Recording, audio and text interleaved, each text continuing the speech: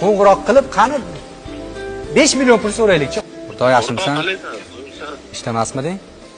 Ishdayman. Bitta voqea bo'lib qoldi hozir anaqa. G'alati o'qib. Tinchlikmi bu? 5 million kerak bo'lib qoldi-da hozir.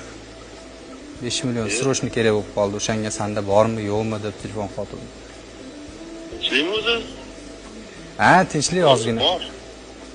Bor. Borib olib ketsam bo'ladimi? Yo'q, qayerdan o'zim olib borib beraman, o'rtoq. Do'stim, Tinchlikmi, nima bo'ldi?